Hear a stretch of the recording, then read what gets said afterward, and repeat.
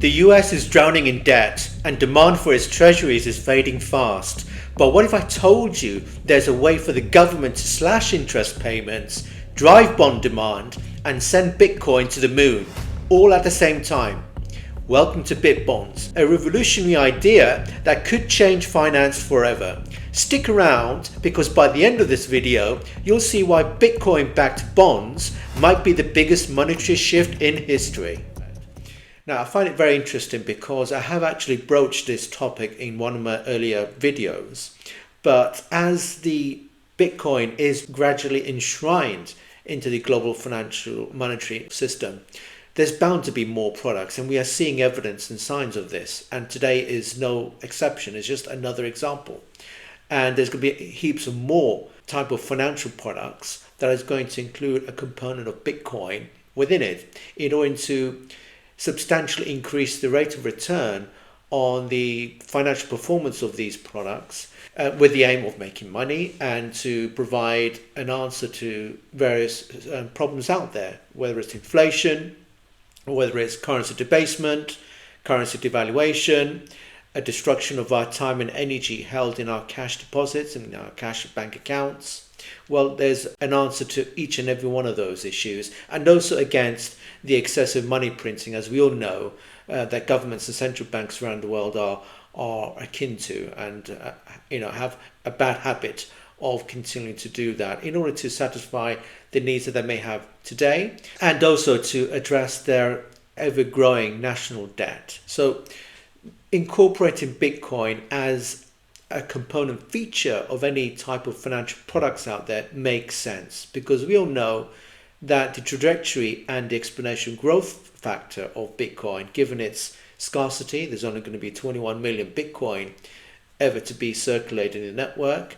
So why I found this BitBond, which is like an example type of a Bitcoin-backed bond. We all know that the US Treasury, as with every other national treasuries out there in the world, they all suffer weak demand of their currencies, and it's set to continue to decline in value over time. I think we can all agree that, and that is a problem.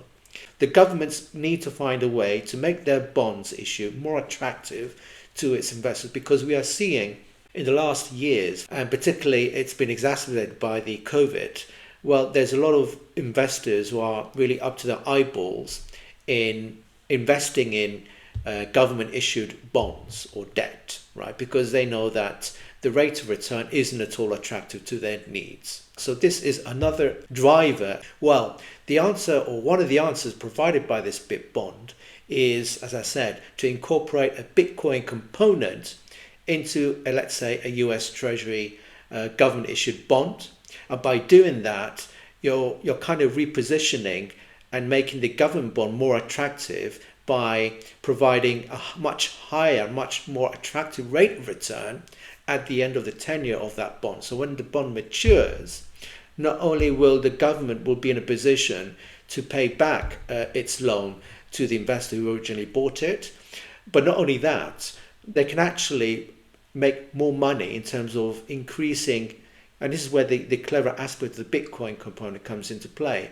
Given that the Bitcoin will provide a much greater return, it will actually significantly surpass the interest rate that the government would have to pay to the investor. They'll be able to cash in the difference of the nominal interest rate attached to the original bond versus the market value of the Bitcoin itself. And that difference, that accretive difference, is like the cash cow element for the governments to make money out of this repurposed or repackaged government bond, which is backed by this Bitcoin component.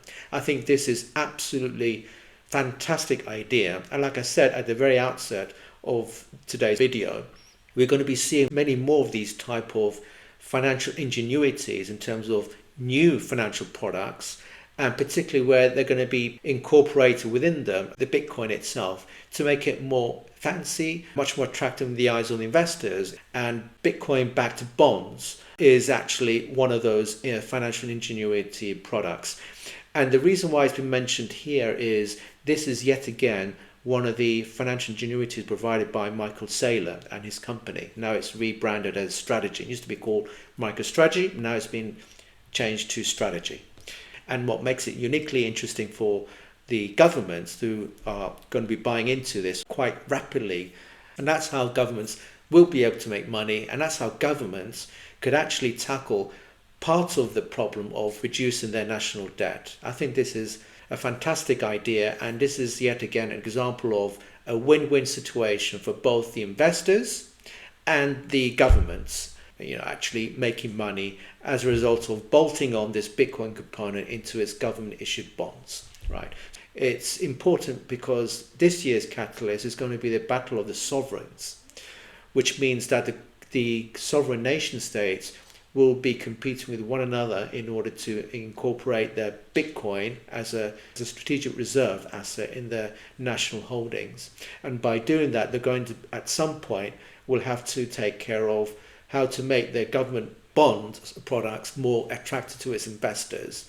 And like I said, I think the only solution is this precise solution around offering the Bitcoin-backed bonds. So if you found today's episode interesting, please don't forget to hit the like button and to share the video to your friends and colleagues at work, and also to subscribe to my channel. I regularly post some interesting videos such as this, anything to do with Bitcoin, blockchain technology, and the future of finance. So I'll see you next time.